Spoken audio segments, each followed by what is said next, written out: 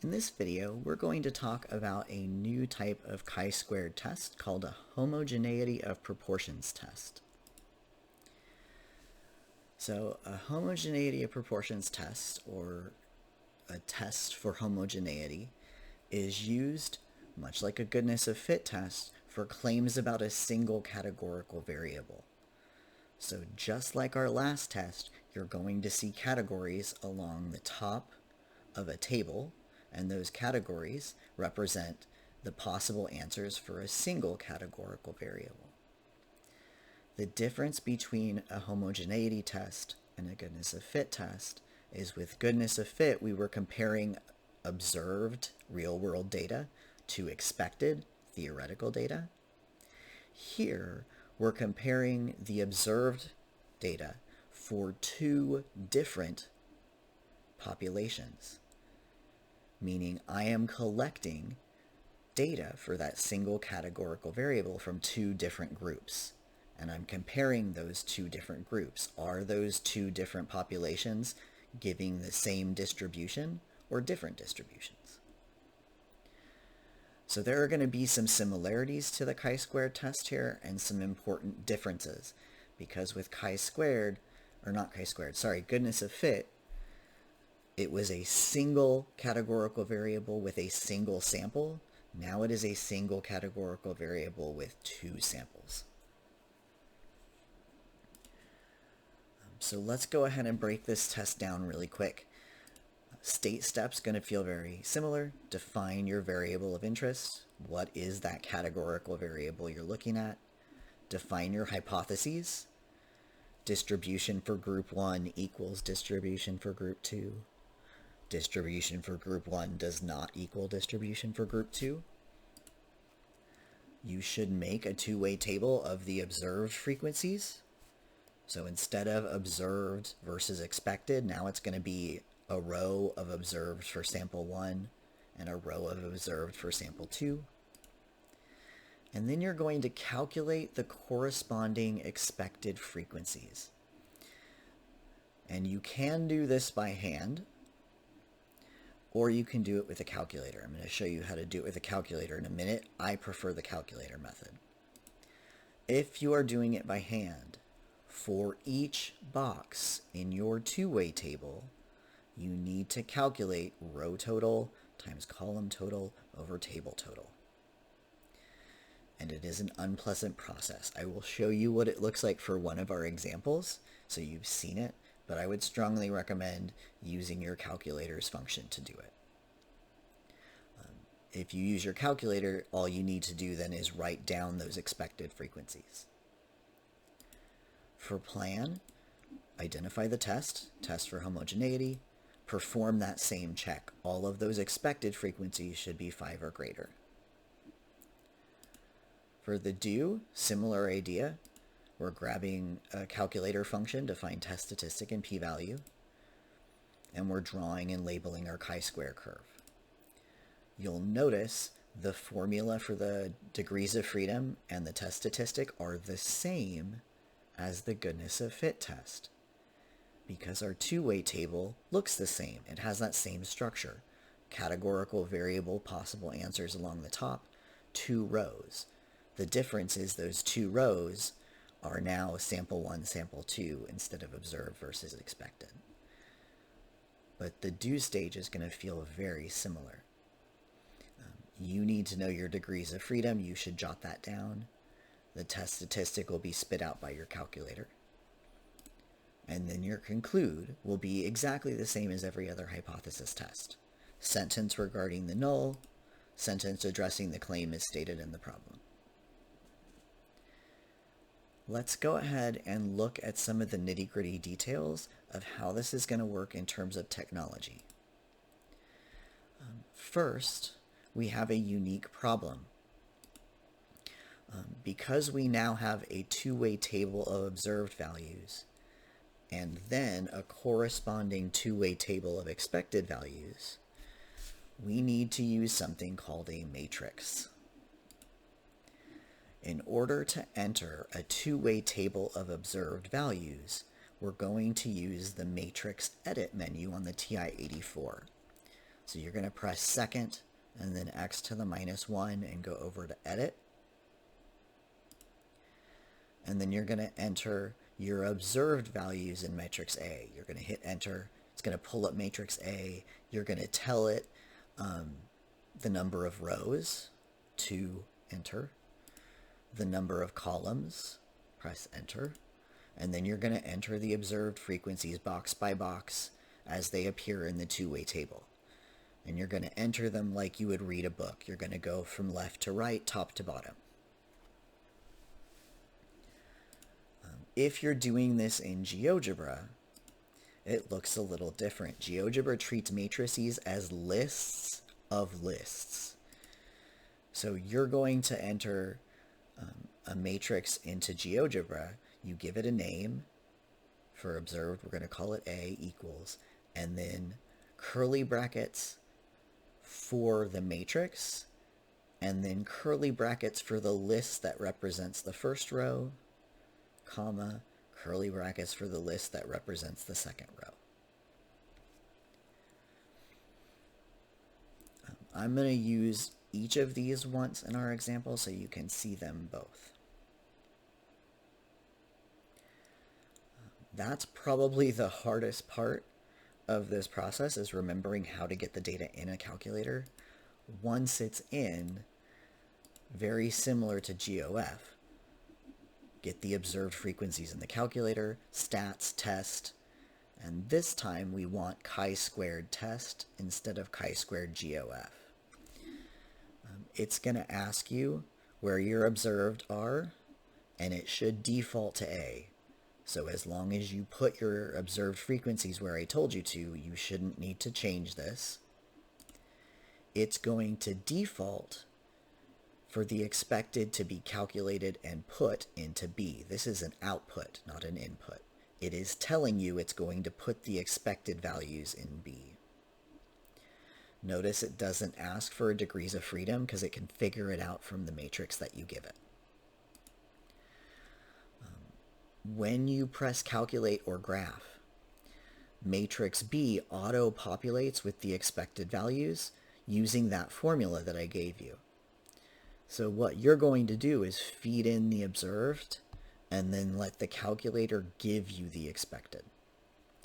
Typically, we run this function at the beginning of the problem long before I actually want the p-value and test statistic, just to get those expected values. GeoGebra takes the matrix, and it's going to work just like the GOF, chi-squared test, the name of the matrix. The downside to GeoGebra is GeoGebra does not give you the expected values. So if you are using GeoGebra, you would need to calculate them by hand. I provided a link to a free TI-84 emulator, so I would encourage you to be over here, just because this is more common and gives you more information. Okay, so let's go ahead and switch screens here, and we will do some examples together. So example 1 says, do families and singles have the same distribution of cars? Use a level of significance of 0.05. Suppose that 100 randomly selected families and 200 randomly selected singles were asked what type of car they drove: sport, sedan, hatchback, truck, or van SUV. The results are shown on the right. Do families and singles have the same distribution of cars? Test the 0.05 level.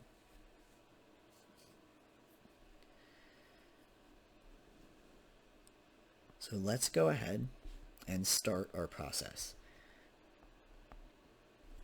So first, variable of interest is a type of car owned, right? I can see it right here. We're asked what type of car they drove. Yeah.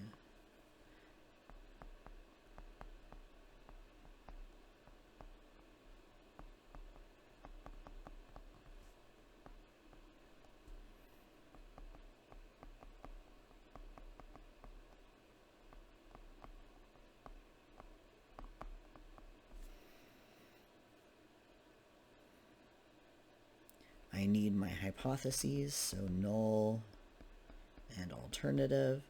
I need my level of significance. We were told that's 0.05. I need my observed, which are here. They're given. And I'm going to put the expected in parentheses in a different color next to those observed once I get them. So let's do the hypotheses first. So distribution of cars for families and singles are the same.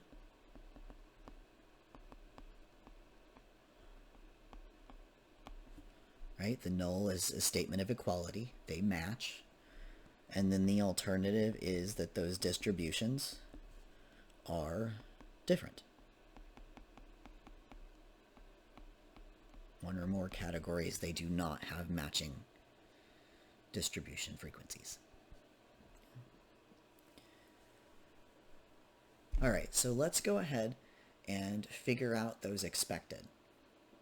So I told you I was going to do it by hand in one of those examples so you could see what it looked like. And I know that the formula for that expected value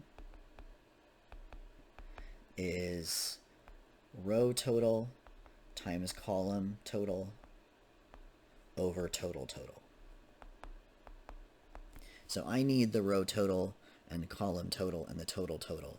So I'm going to go ahead and jot those down. I'll do this in blue here. So for sports, 45 plus 5, that's a total of 50. For sedan, that's 80, I believe. Hatchback, 60, 72, 46, 56, 63, I believe. And for vans and SUVs, 28 plus 7 is 35. For families, I'm going to add a cross.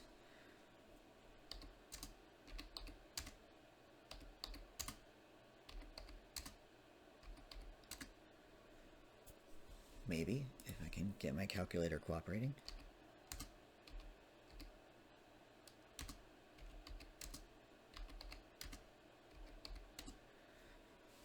So 100 families. I expect 200 singles because they told us in the problem. I'm going to check that I did the car types correctly because those should add to the total. 72 plus 63 plus 35 gives us 300. 100 plus 200 gives us 300. So our total is 300. Which means the bottom of each of those fractions is going to be 300. So let's go ahead and start with this sports box. So sports box is in the 100 row, the 50 column. So when I go over to my calculator to calculate that, 100 for the row total, 50 for the column total, divided by 300. So I get 16 point, and your book's going to tell you 2 decimal places, so 6, 7. And then I'm going to do that for everything in the first row, everything in the second row. So for sedan, family sedan is in the 100 family row, the 80 sedan column, divided by 300 total, so 26.67.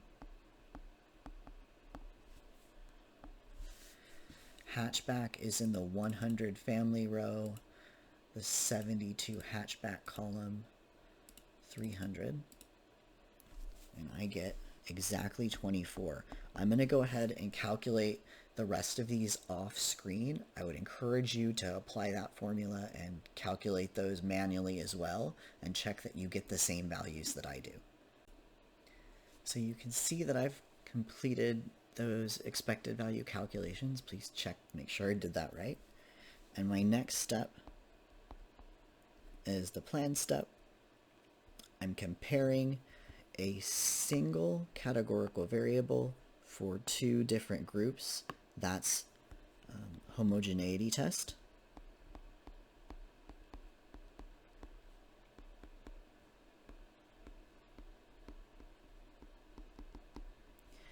And I know that I need to check my expected values, and I can see that the smallest in that table is 11.67 for family van or SUVs. So all expected values are greater than or equal to 5. So we meet the conditions for this test. Next step, I'm going to go ahead and I'm going to put observed in matrix A. I'm going to put expected in matrix B. And I'm going to call chi-squared test A, B. And that's going to give me both my test statistic and my p-value. So let's go ahead and practice putting that matrix in our calculator. So matrix, I get second x to the minus 1. And then I go over to edit. And then I need to give them rows and columns. So there are 2 rows, and then 1, 2, 3, 4, 5 columns with numbers. And then I'm inputting the observed, which are those numbers that are in black on that page. So I'm just going to type 5, enter, 15, enter, and you'll notice it works its way across just like you would read a sentence.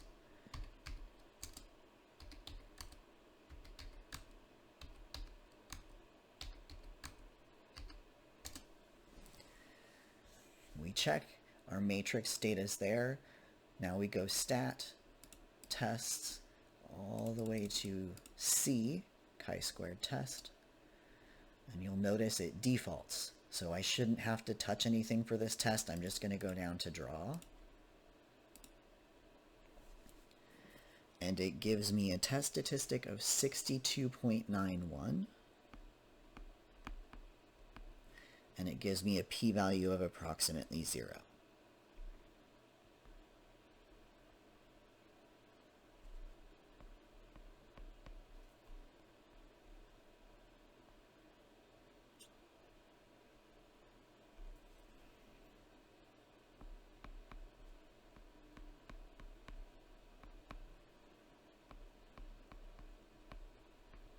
And I'm making a note. This is another one where that chi-squared test statistic is off the edge of the graph because it's so big. Before we write our conclusion, I'm going to show you how to pull up those red expected values on your calculator. So I'm going to go back to the home screen here. I know how to access matrices. I hit second x to the minus 1 to get to the matrix menu. And I want to view the expected values. And you'll notice matrix B is now the same size as matrix A, because what the calculator did is it took that 2 by 5 of numbers that we put in and it created its own 2 by 5 of expected. So I'm just going to hit enter to select the matrix name and enter again to view it. And you can see right off the bat those first 4 values in red here match the first 4 values here: 16.67, 26.67, 33.33, 53.33. So doing it manually or doing it with a calculator, either way is fine. If you do it with a calculator, you're going to do this step before you do the plan step. You're actually going to do 1, 3, and then 2 and 4, just because you need the chi-squared calculator command in order to pull up those expected values in order to perform that check. Now that we have all that down, we just have to write our conclusion. And we know for our conclusion, first sentence,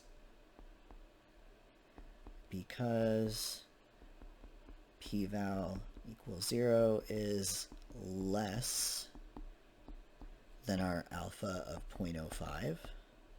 And if p-val is low, we reject HO.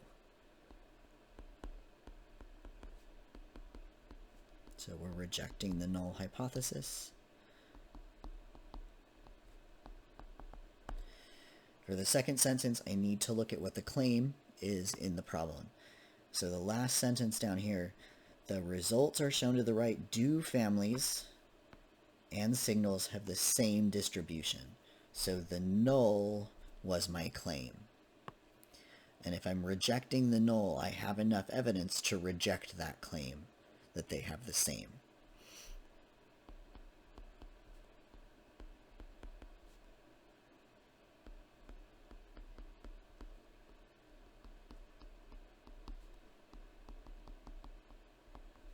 So we have sufficient evidence to reject the claim that, and then I'm copying from the problem, families and singles have the same distribution of cars.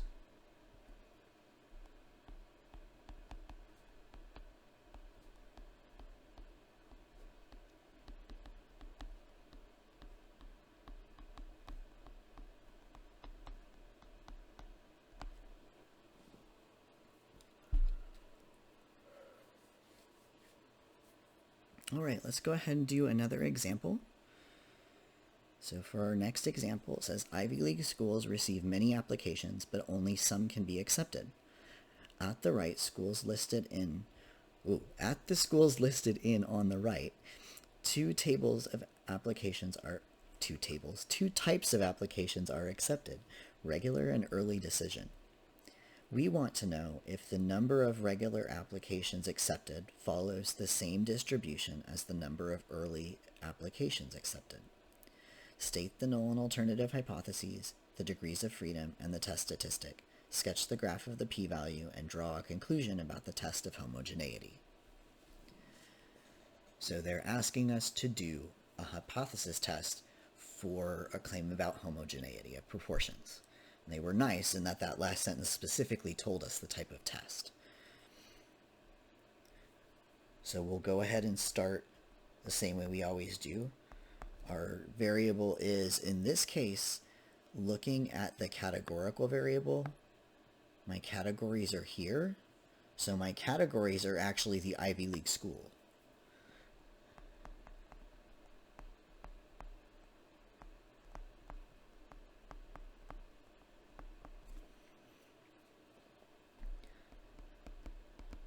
So null, alternative, level of significance, and then observed and expected.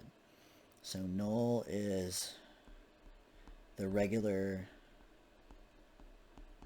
acceptance distribution equals early acceptance distribution. And then the alternative is the distributions are different.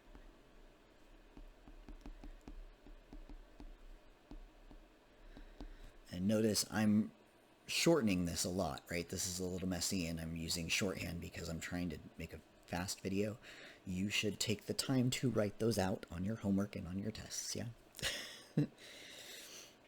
In this case, if I scan the problem, I don't see a level of significance. So we're going to assume the default, which for this class is 5%, 0.05. And I'm going to be lazy. I'm going to use my calculator to figure out what the expected values are. So I'm going to make a note that the expected are in red in parentheses, and I'm just going to jot them down in that table after I calculate them. So second x to the minus 1, over to edit. In this case, 2 rows, regular early, and then 1, 2, 3, 4, 5, 6 different colleges.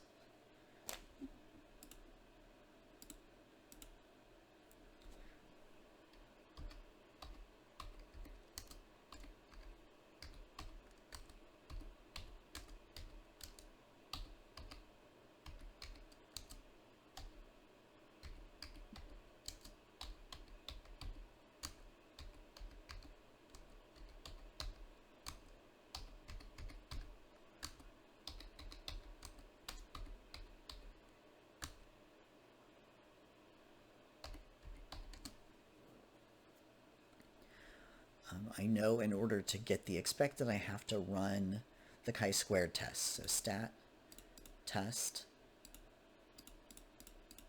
chi-squared test. I'm going to go down to draw.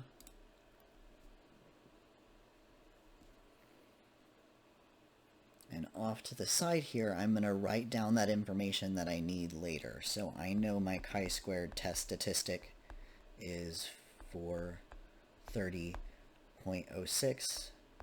I know my p-value is 0. I'm going to need that later.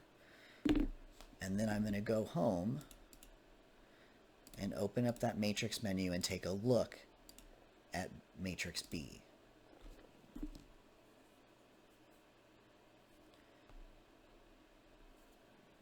All right, so we get 20, 32.01, 18, 25.94, 659.99, 593.06, and then I'm going to use my sideways arrow and it's going to let me scan to the next set of numbers. So 4932.08,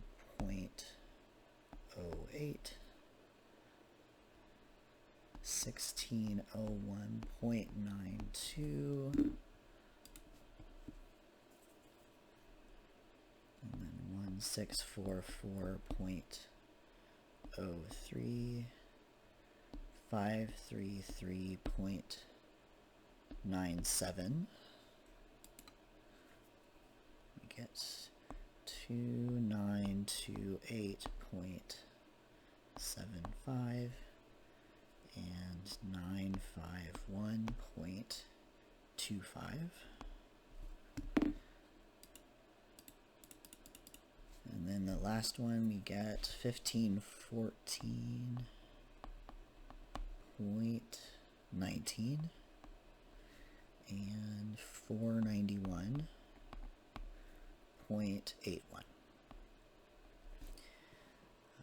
I'm going to zoom back out here.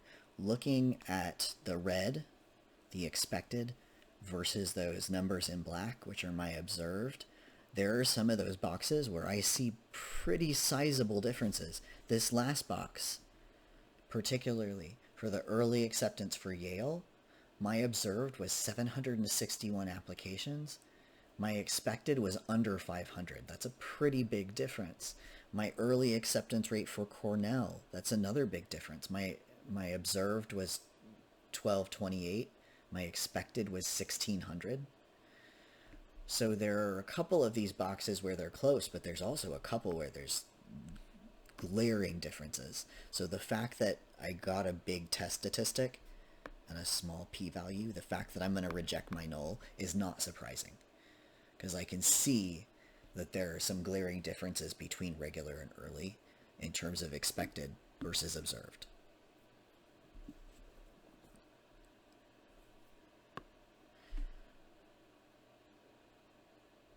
All right, so step 2, we just identify what we're doing. They told us this is test of homogeneity.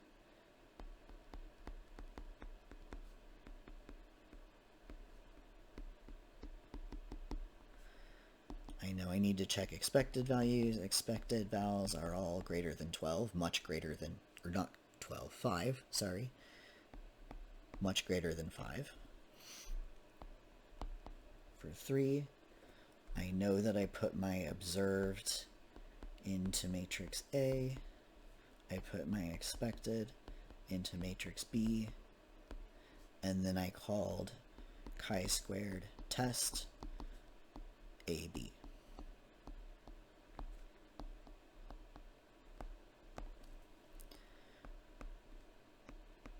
And I got a test statistic of 430.06. And I got a p-value of 0. You'll notice they also ask me to write down the degrees of freedom, specifically in this test. So when I draw my picture, I'm going to jot that down next to my picture. kind of already know what it looks like. Skewed distribution. Chi-squared test statistic is off edge of graph. And then degrees of freedom is categories minus 1. So we had 1, 2, 3, 4, 5, 6 categories. 6 minus 1 is 5.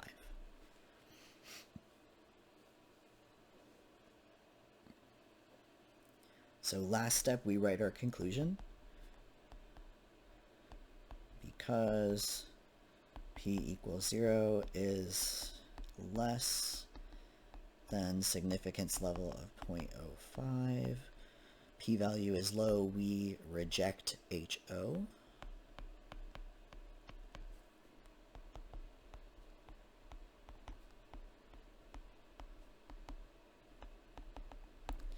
And then we check, what are they asking us to draw a conclusion about? And in the middle it says we want to know if the number of regular applicant acceptance follows the same distribution as the number of early applications accepted. So we were testing the null, and we rejected the null. So there is enough evidence to reject the claim that those distributions are identical.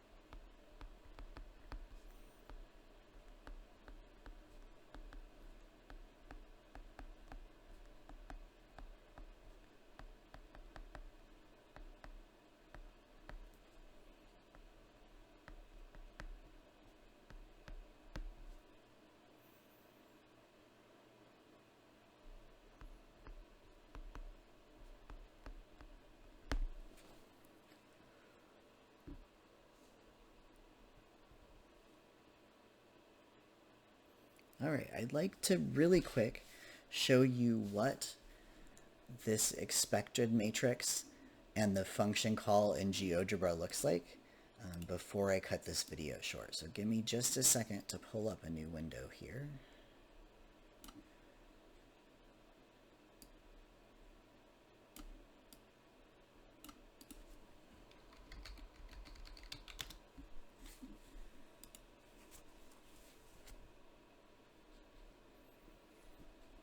Apologize for my slow internet.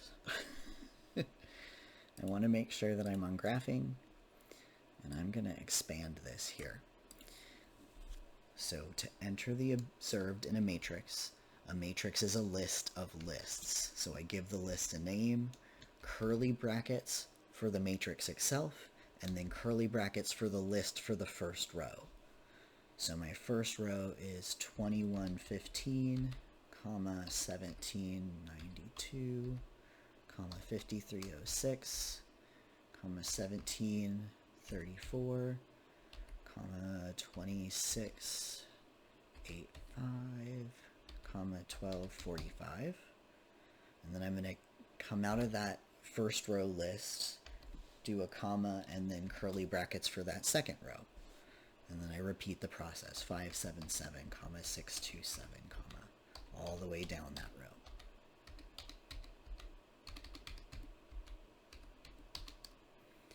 And I hit enter, and you'll notice it spits it back out as a table, which is nice. And then I want to do chi-square, oops, if I can spell, and you'll notice it pops out. I want to do chi-squared test, and my matrix name is A, and I hit enter, and you'll notice it spits out the same information that I have up here. It gives me that test statistic of 430.06. It gives me a p-value of 0. The thing it doesn't give me is those expected values in red that the TI-84 does.